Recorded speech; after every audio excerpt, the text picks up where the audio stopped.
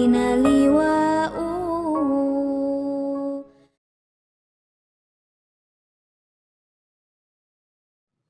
Assalamualaikum warahmatullahi wabarakatuh. Ya, alhamdulillahirrahmanirrahim. Bihi nasta'inu ala umuri dunya waddin. Wassalatu wassalamu ala asyrofil anbiya'i wal mursalin sayyidina Muhammad wa ala alihi wa sahbihi ajma'in. Amma ba'du. Sebelum memulai pembelajaran bidang studi pendidikan agama Islam yang dipekerti pada pertemuan hari ini, alangkah lebih baiknya kita mengucapkan doa supaya ilmu yang kita pelajari hari ini bisa berjalan secara maksimal dan ilmunya bisa manfaat, ya. Amin. Alhamdulillah wa kulli ni'matin sholihah. Al-Fatihah.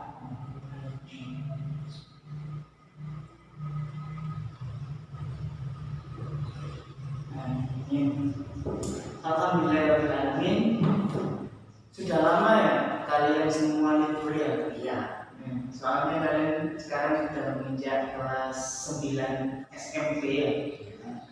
Sekarang di materi pertemuan yang pertama di bab 1 di sini membahas mengenai meyakini hari akhir dan mengakhiri kebiasaan. Jadi di dalam materi meyakini hari akhir ini sebenarnya ada beberapa tujuan pembelajaran yang harus dikuasai oleh peserta didik, ya. Sebenarnya apa sih itu tujuan pembelajarannya? Yang pertama, tujuan pembelajarannya yaitu peserta didik diharapkan untuk mampu mendeskripsikan mengenai pengertian dari iman kepada hari akhir. Kemudian yang kedua yaitu menunjukkan dalil, seperti yang saya tulis di situ, ya. Menunjukkan dalil mengenai iman kepada hari akhir, ya. Kemudian yang ketiga yaitu menyebutkan macam-macam dari hari kiamat yang benar. Hari akhir itu maksudnya seperti apa, ya? Ya, seperti ini. Yang pertama ada kiamat sughra, yang kedua ada kiamat kubra. Ini merupakan hari akhir, ya. Hari akhir, ya. Kemudian memberikan contoh mengenai kiamat sughra.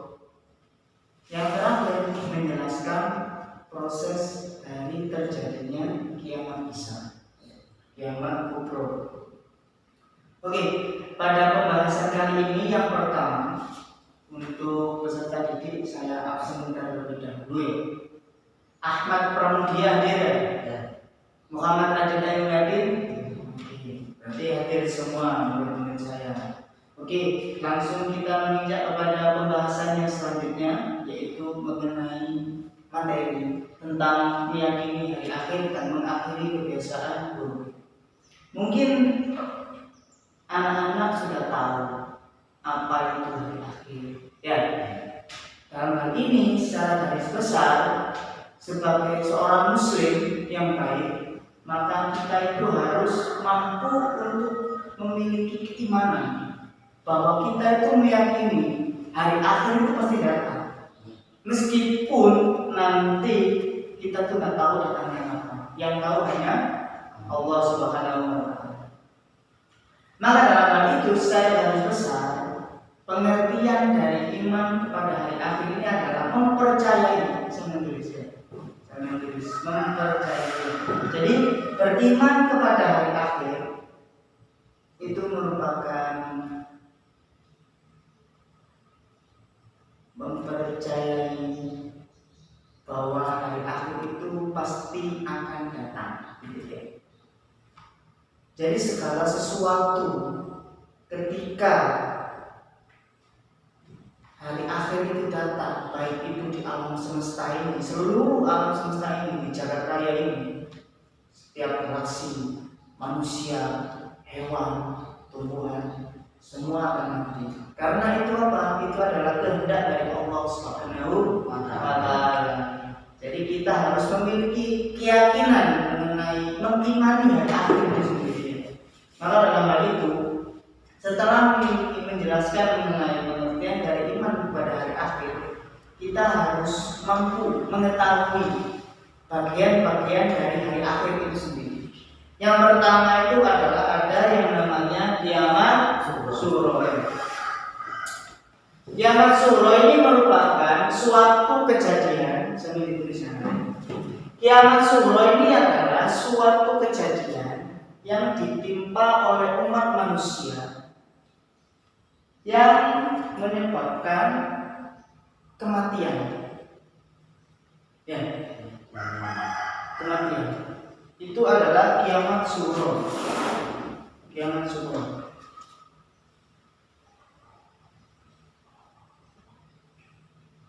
Jadi, kiamat suro itu apa tadi? Suatu kejadian yang ditimpa oleh umat manusia sehingga menyebabkan kematian. Itu adalah definisi dari kiamat suro ya. Kemudian setelah kiamat suro ini kita juga harus mengetahui contoh-contoh dari kiamat suro ya. Kiamat suro itu adalah kiamat kecil ya. Nah, kiamat kecil. Di dalam kiamat kecil itu pasti ada contoh-contohnya. Contohnya diantaranya Pramudia menjelaskan. Contohnya apa? Kiamat suro. Kiamat suro gempa bumi. Gempa bumi. Gempa bumi. Kemudian Muhammad Radit lihatin, jelasin. Coba contoh dari kiamat suro. Tsunami. Nah, kemudian saya tambahin lagi ya. Banjir. Tanah longsor. Tanah longsor.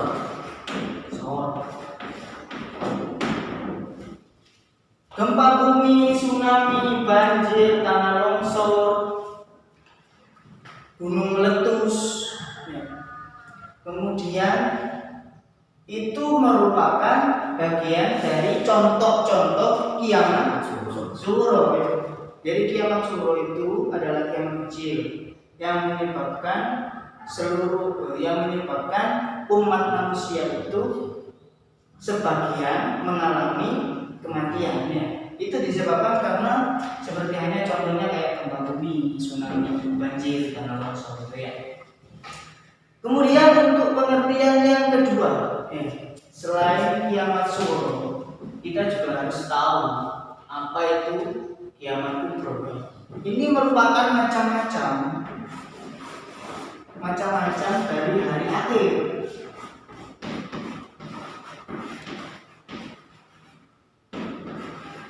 Macam-macam hari akhir, ya.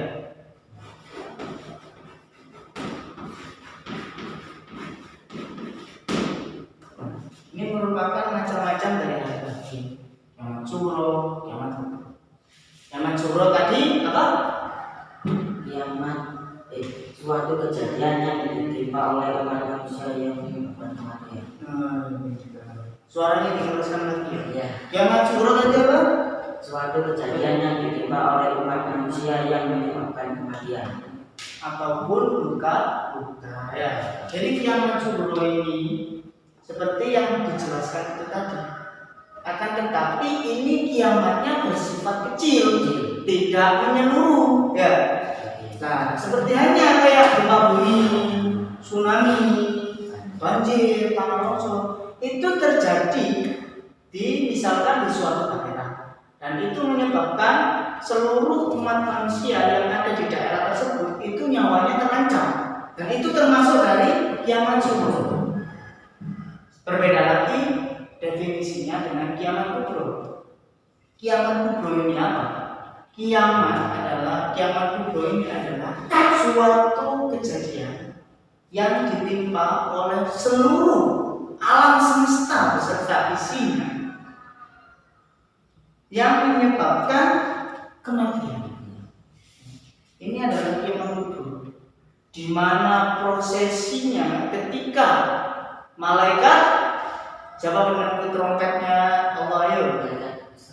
Nah, malaikat Israfil. Jadi ketika malaikat Israfil itu meniupkan sangkakala, itu maka terjadi kiamat. Dan itu pun kita juga tidak tahu kan, itu kapan terjadi. Nauzubillah dari ya. Semoga kita ini masuk ke dalam golongan-golongan orang yang mukmin, orang yang tingkat keimanannya itu tinggi ya. Orang yang selalu berbuat kebaikan di jalan Allah Subhanahu wa taala. Jauhkan dari segala balak-balak, kemudian jauhkan dari beberapa golongan-golongan orang kafir. Jadi kiamat kubro itu tadi apa? Coba jelaskan pengertiannya tadi.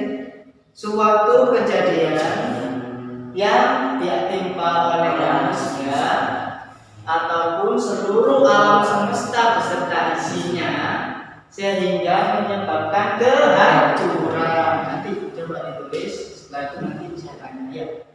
Dari beberapa kiamat kubro, kemudian terjadinya atau prosesi kiamat kubro, kiamat besar, itu tanda-tandanya apa saja? Mungkin anak-anak atau teman-teman ini pernah sekolah madrasah dunia ya. Nah, di sekolah madrasah dunia itu pasti guru menjelaskan mengenai tanda-tanda dari terjadinya kiamat kubro, kiamat besar. Terjadinya kiamat besar.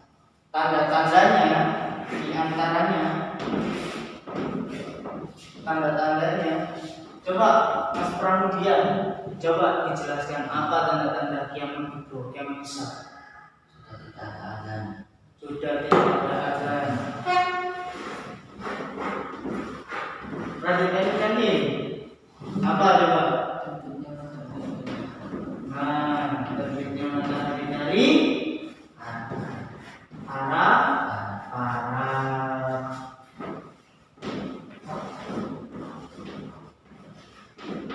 Terbitnya matahari dari arah barat.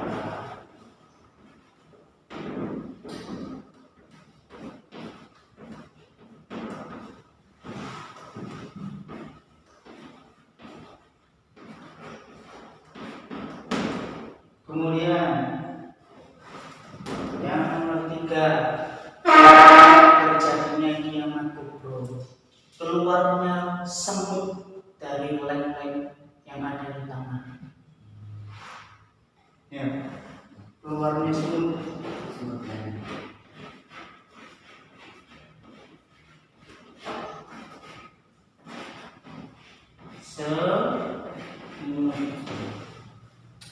Kemudian yang keempat, turunnya Dajjal. Turunnya Dajjal.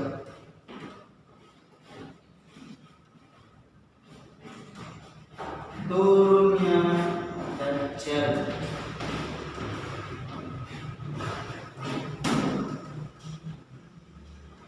Pada saat terjadinya kiamat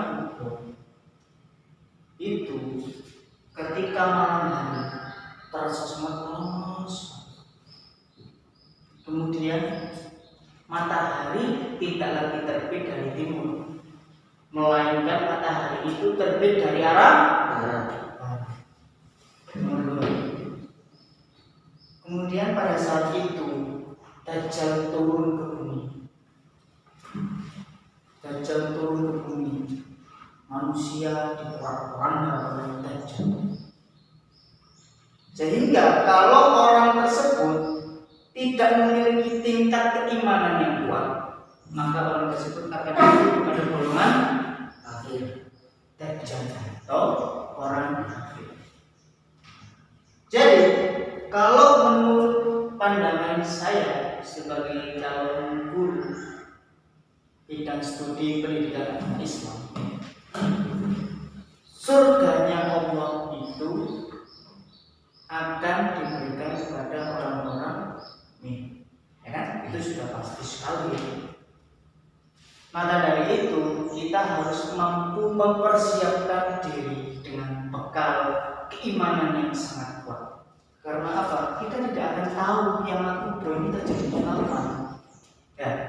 Maka dalam hal itu, secara garis besar, sebagai generasi emas Indonesia yang memiliki aspek kontribusi positif dengan menanamkan penilaian karakter-karakter Islamnya sesuai dengan Al-Quran dan hadis, maka kita harus mampu menghiasi diri kita dengan pengetahuan, dengan nilai-nilai akhlakul karimah, sehingga kita mampu menjadi insan kamil.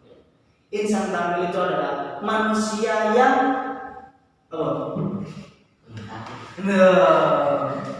jadi insan kamil itu adalah manusia yang berguna bagi dirinya, keluarganya, masyarakat setempat, nusa dan bangsa dengan menggunakan SDM, sumber daya manusia atau kemampuan yang mereka miliki dan keahlian yang mereka miliki sesuai dengan konteks Al-Quran dan hadis.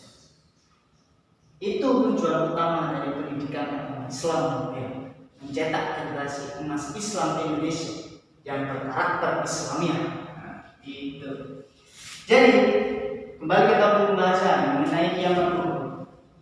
Sudah tidak ada lagi kata terbitnya matahari dari arah barat, keluarnya semut, turunnya Dajjal. Kemudian yang kelima apa? Turunnya Imam Mahdi. Imam Mahdi itu akan melawan Dajjal. Turunnya Imam Mahdi.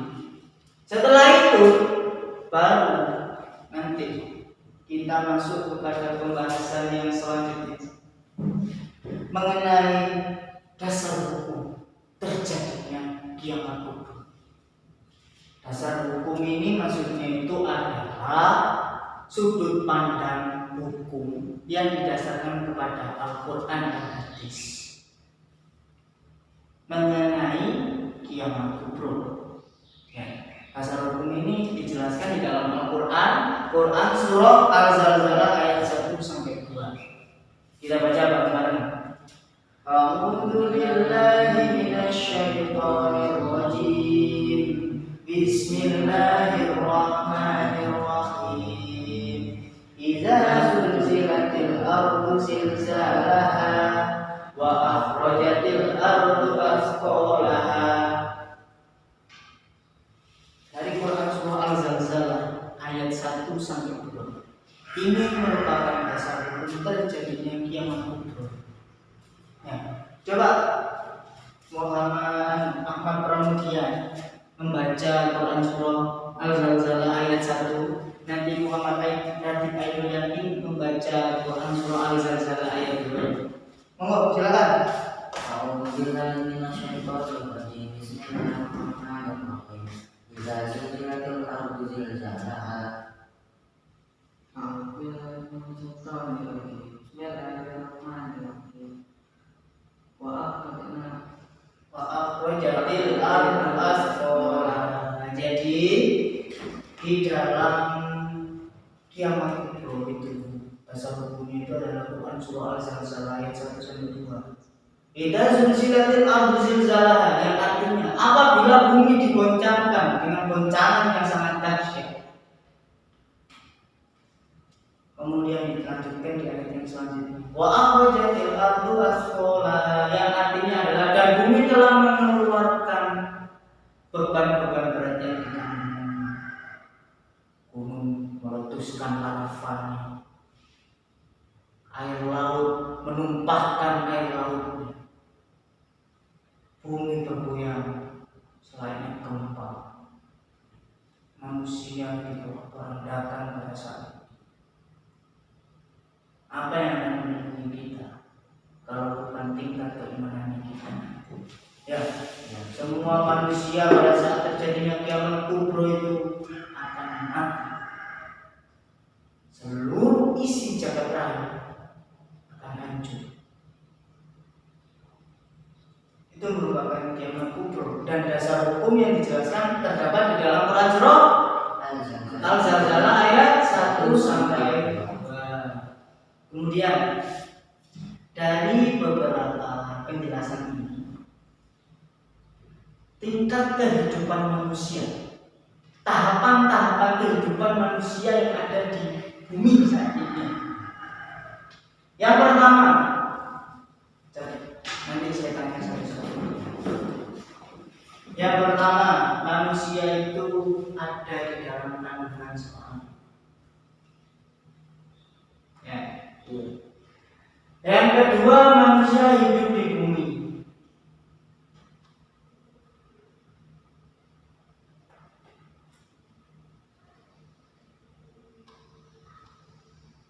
Yang ketiga yaitu manusia akan mati sehingga masuk ke dalam alam kubur atau alam yaumul barzakh.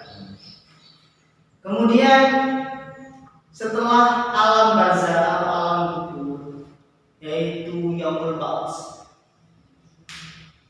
di mana di kiamat kubur, di peniupan sangkakala yang pertama, manusia akan dihancurkan, dilenyapkan.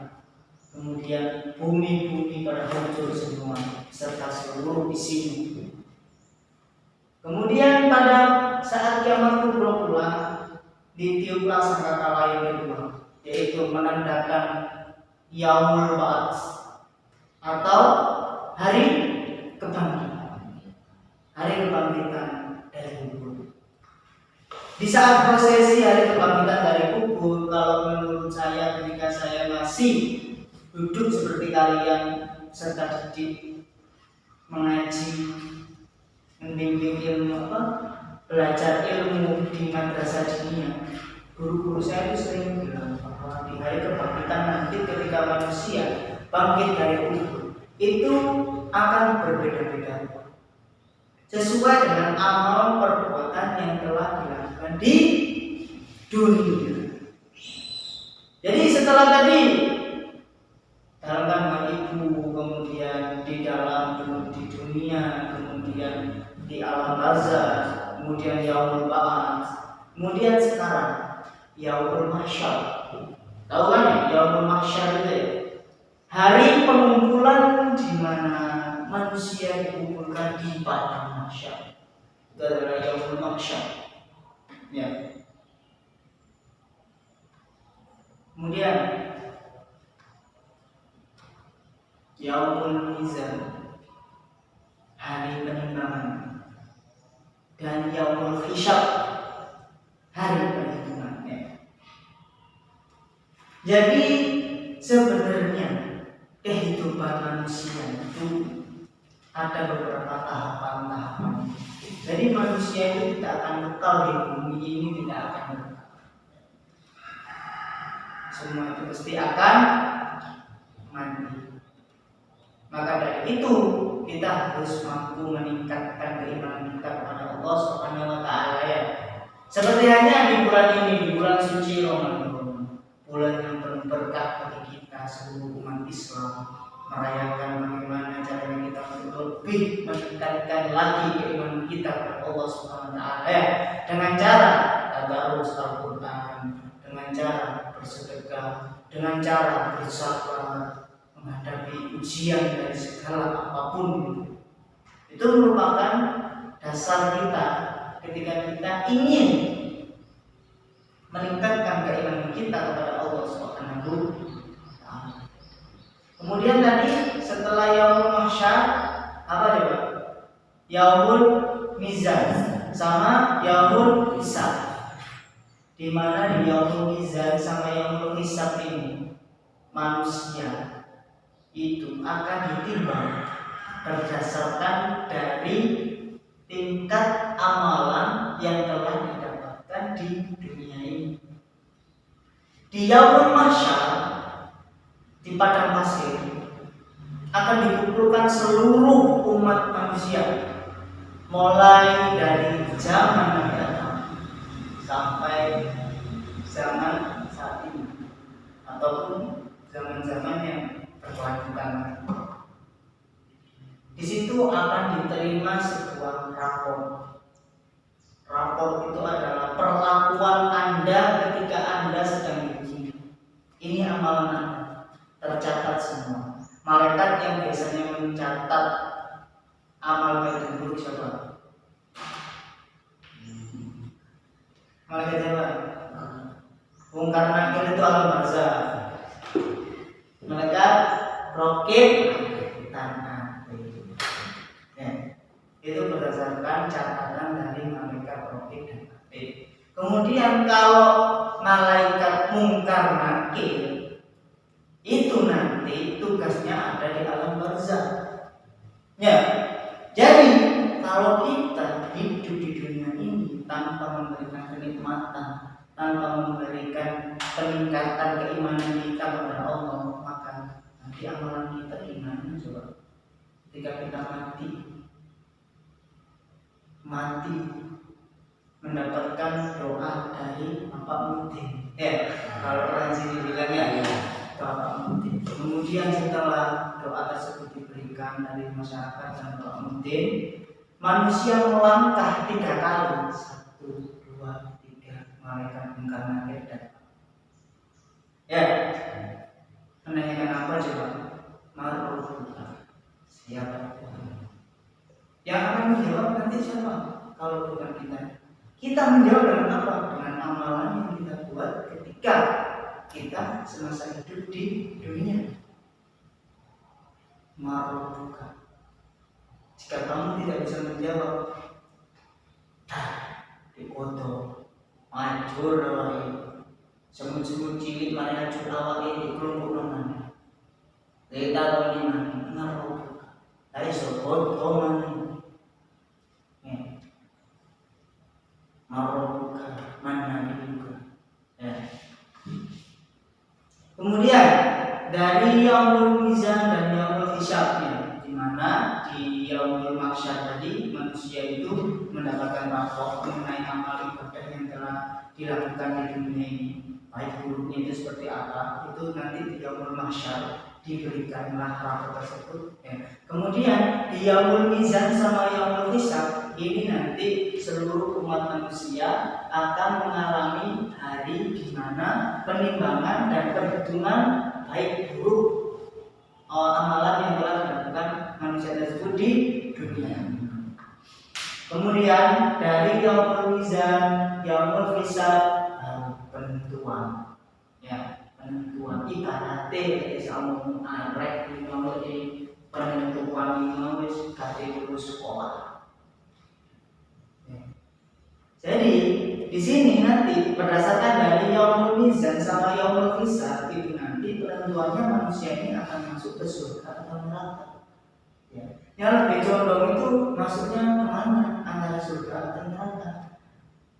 Itu nanti berdasarkan dari amalan yang kita buat di dunia ini. Ya.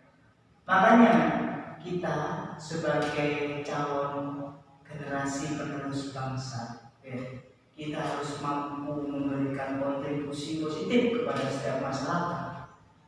Meskipun kontribusi tersebut hanya bersifat kecil, misalnya saja terus Al-Quran, itu merupakan bagian di mana teman-teman atau anak-anak semua ini memberikan kontribusi dengan melatih aspek religius atau aspek spiritual. Aspek spiritual itu bersifat keagamaan, bersifat kerohanian. Jadi kita itu harus mampu mengamalkan itu. Seperti hanya kayak di bulan Ramadan ini, ya. Misalkan Ahmad Pramudia bisa ngaji tadarus Al-Quran setiap setelah sholat taraweh. Kita yakin sambil menunggu buka beliau melaksanakan tadarus Al-Quran. Itu merupakan kegiatan positif dan itu pasti akan dicatat dengan catatan amalan yang baik oleh kita. Ya. Itu sebagai dasar di mana kita itu harus mampu memberikan kontribusi positif. Ya. Jadi sekarang saya ingin bertanya kepada Ahmad Pramudia mengenai kiamat kubro. Jelaskan pengertian dari kiamat kubro di mana? Suatu kejadian Yang keras suaranya. kiamat kubro yaitu suatu kejadian yang menimpa umat manusia dan alam semesta dan menyebabkan kehancuran. Nah, betul sekali dapat 100 nanti ya kalau ujian. Soalnya nanti saya bakal kasih PR pada kalian semuanya ya. Jadi kiamat kubro betul sekali tadi yang akan dikatakan oleh saudara Pramudia. Kiamat kubro itu merupakan terjadinya kehancuran alam semesta yang dialami oleh seluruh manusia, seluruh segala isi yang ada di bumi ini. Ya. Kemudian sekarang pengertian dari kiamat suro. Muhammad ini tolong jelaskan. Yang suaranya yang bahas yang apa? Yang keras ya. Ya kiamat suro itu apa saja ya? Kiamat suro yaitu manusia jadi kiamat suro itu adalah suatu musibah, suatu musibah yang dialami oleh manusia atau yang menimpa manusia yang dapat menyebabkan kematian. Musibah itu kan secara tidak terduga datangnya, itu hanya Allah yang tahu, bukannya kita, karena sebagai makhluk. Maka dalam hal itu contohnya seperti apa? Kalau kiamat suro, contohnya gempa bumi, tsunami, banjir bandang, tanah longsor, terus apa lagi? Gunung meletus, kematian itu juga termasuk bagian dari kiamat suro. Karena itu apa? Itu pasti akan terjadi kepada seluruh umat manusia. Karena itu termasuk musibah. Ya, kematian. Misalnya ada anak si A, B, si C. Mereka ini satu teman, satu kelas. Kemudian si A sama si B ini memiliki firasat buruk kepada temannya si C. Khawatir, ternyata si C meninggal dikarenakan sakit jantung. Itu termasuk musibah dan itu merupakan bagian dari kiamat suro. Ya.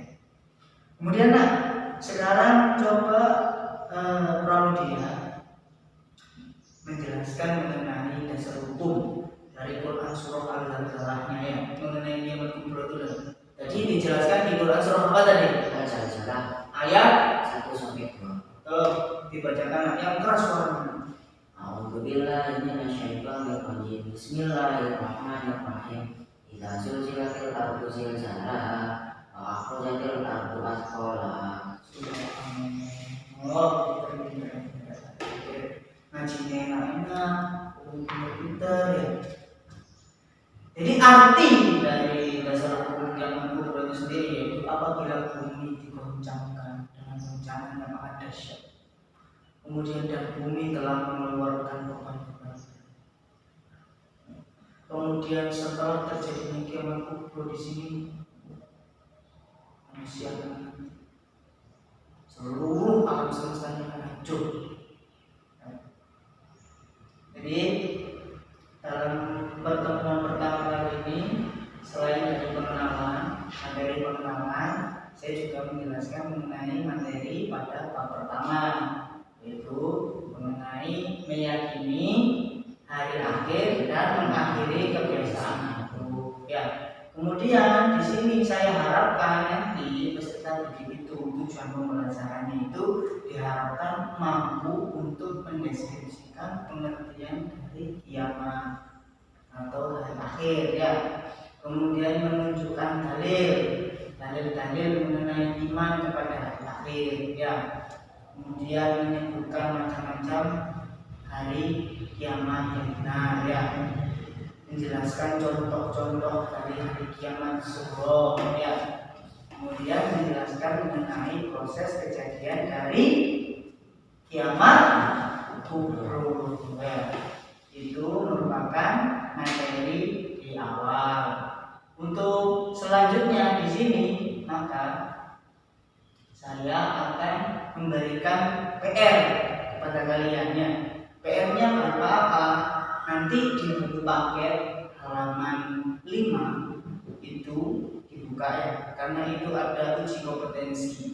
Di situ ada soal-soal yang harus kalian jawab mengenai materi, meyakini hari akhir dan mengakhiri kebiasaan buruk. Ya, semoga ilmu yang kita pelajari dapat bermanfaat bagi kita semua ya. Semoga di bulan Ramadan ini kita tetap memberikan kontribusi positif kepada masyarakat sehingga mampu memberikan amalan-amalan, catatan-catatan amalan yang baik bagi kita nanti sebagai bekal ya kehidupan kelak di akhirat nanti ya. Wa akhiran, assalamualaikum warahmatullahi